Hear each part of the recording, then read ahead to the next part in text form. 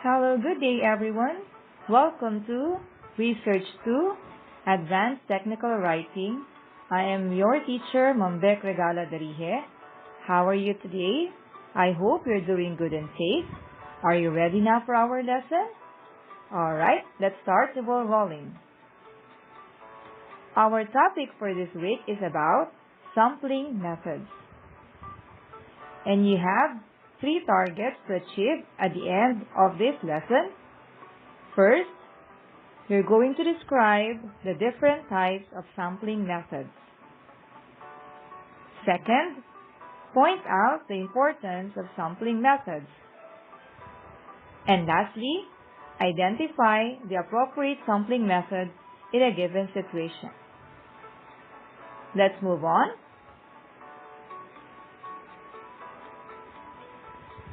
When you conduct research about a group of people, it's rarely possible to collect data from every person in that group.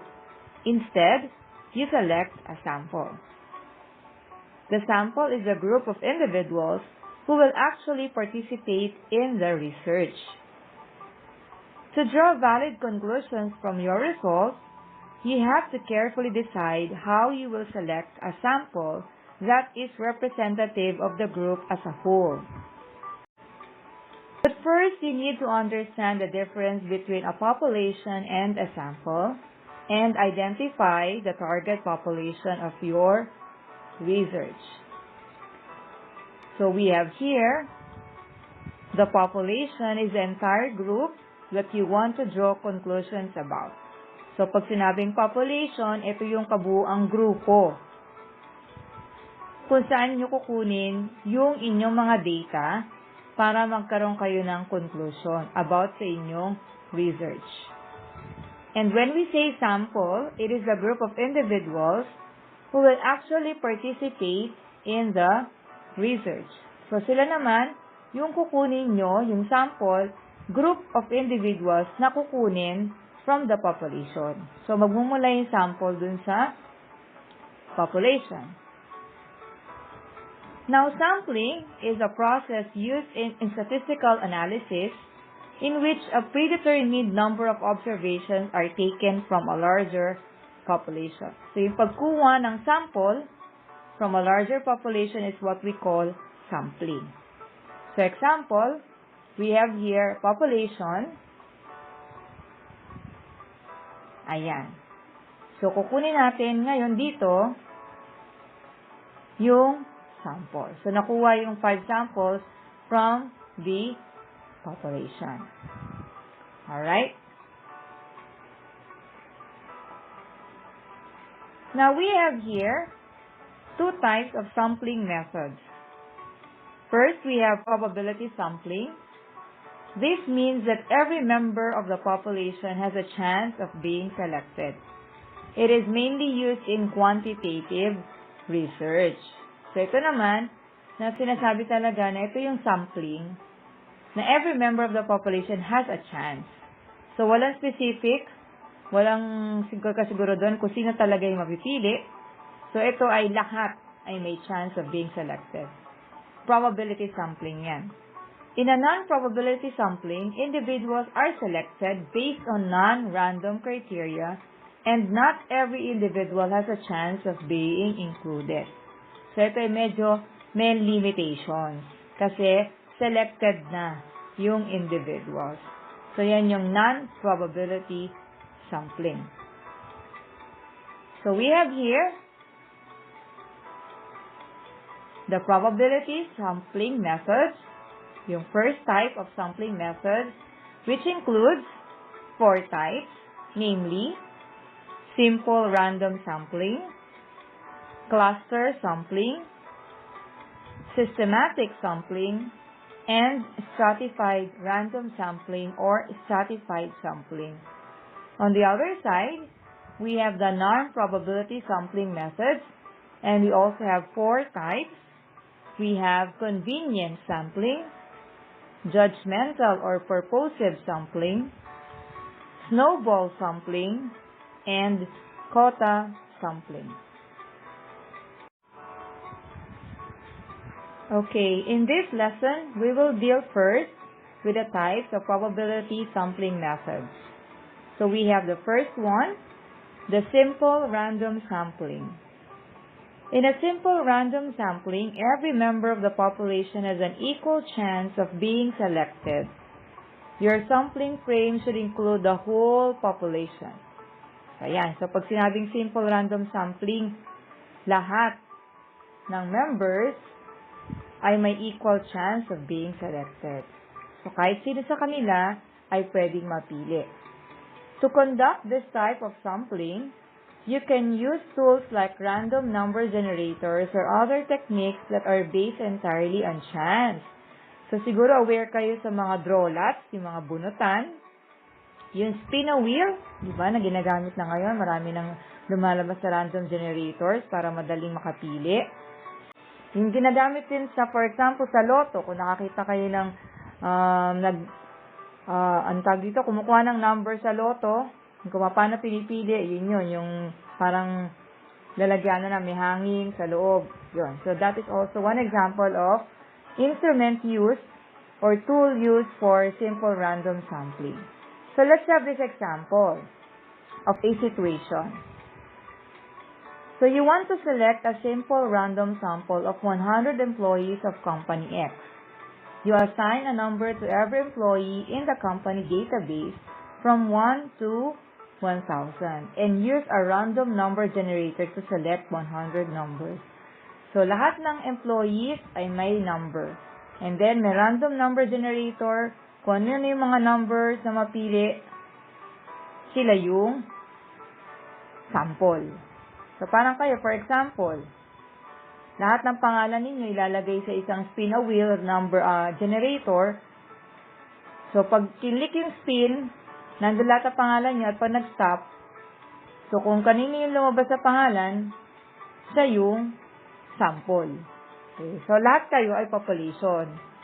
So, lahat ng members ay population. So, kung sino yung mapili, ayun na yung part ng sample. Kaya nga sinasabing random. So, pag random, kung sino yung mapili, yun. So, pag sinabing, pick the objects in random. So, for example, maraming objects na pagpipilian. So, pag sinabing random, pili na kayo ng pili. So, wala kayong criteria kino-consider. Pili na ng pili. Kasi yun yung random. Kasi sinasabi. Walang criteria, walang ibibigay na characteristic kung ano yung pipiliin ninyo at kung sino pipiliin ninyo. Yun yung sinasabing simple random sample. Basta pili lang ng pili. Yun yung random sampling. Alright, the second one, we have the systematic sampling. This is similar to simple random sampling, but it is usually slightly easier to conduct. Every member of the population is listed with a number, but instead of randomly generating numbers, individuals are chosen at regular intervals. So ngayon, pinagkaiba niya doon sa random sampling, hindi na nga randomly generating numbers. So wala nang spin a wheel, wala nang ganon. Wala nang draw lots. So baka siya tinawag na systematic kasi meron ng regular intervals na gagamitin.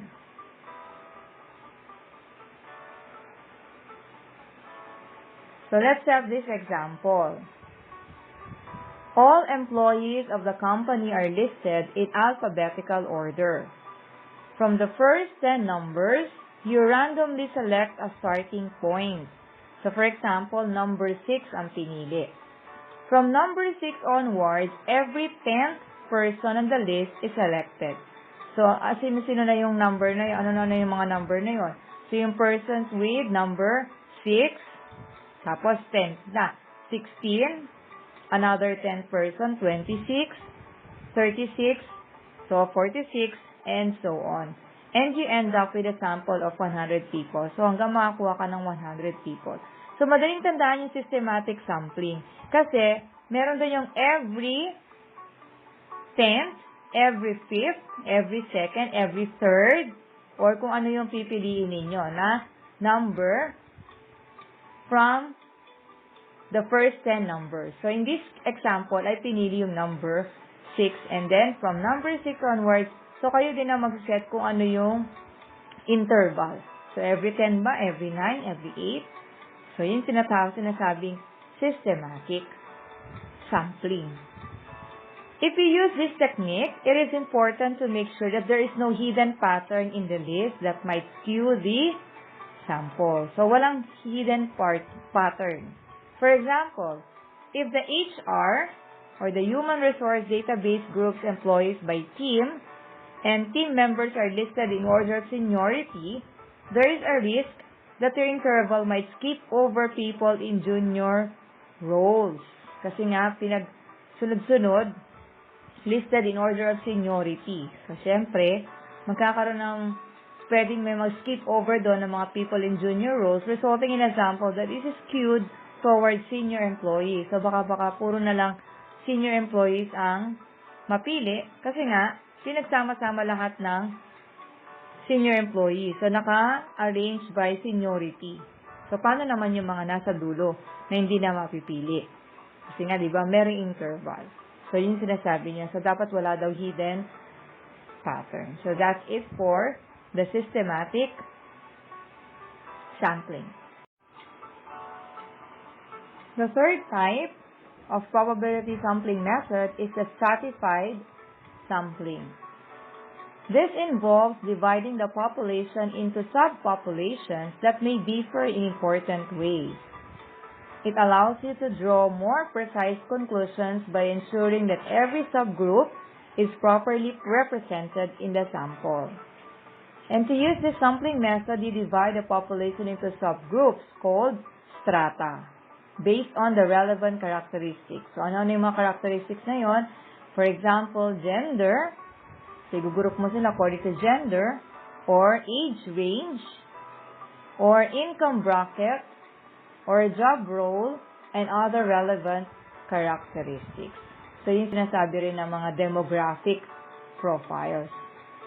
So, naka-group sila called strata.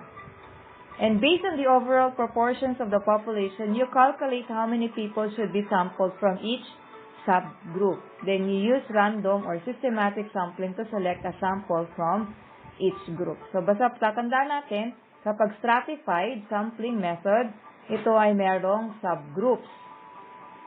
So, for example, the company has 800 female employees and 200 male employees.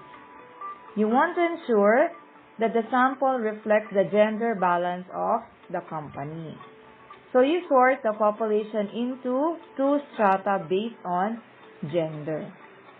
So, siyempre, kailangan makuha daw yung balance, gender balance. So, dalawa lang naman yung gender na dinidescribe doon. So, merong female at saka merong male.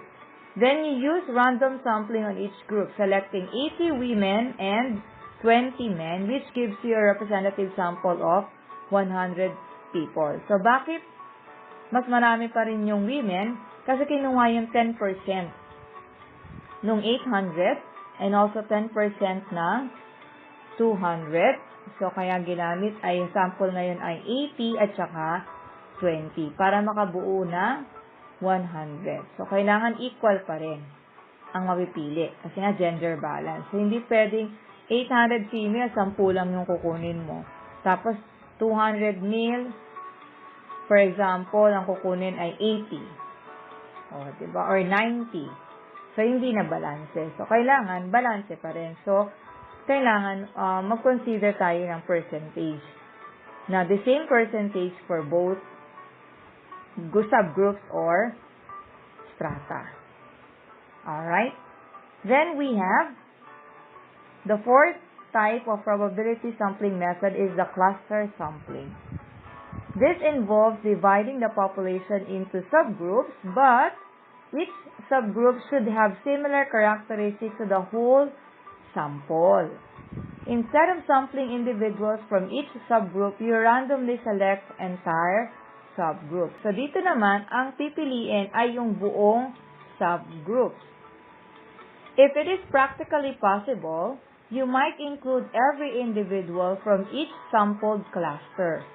If the clusters themselves are large, you can also sample individuals from within each cluster using one of the techniques above. And this is called multi-stage sampling. So, pag sinasabing cluster sampling, ito, subgroups na yung pagpili. So, hindi na individual ang pagpili. Gagamit na tayo ng mga subgroups. Buo na yung inyong pipiliin. So, pag sinabing cluster, grupo-grupo yan. And, ang pipiliin nyo na ay subgroups. Hindi katulad kanina sa stratified sampling, kumuha ng sample dun sa isang subgroup at kumuha din ng sample dun sa isang subgroup. Dito sa cluster sampling, buong subgroup ang pinipili. Tapos, kung masyado pong malaki yung subgroup na yun na pinili, ay pwedeng gumamit pa ng ibang sampling method para mas lumiit. Yun ang tinatawag na multi-stage sampling. This method is good for dealing with large and dispersed populations. But there is more risk of error in the sample, as there could be substantial differences between clusters. It's difficult to guarantee that the sample clusters are really representative of the whole population. Okay. So, ito yung sample din ito, for example. Ito, example. The company has offices in 10 cities across the country, all with roughly the same number of employees in similar roles.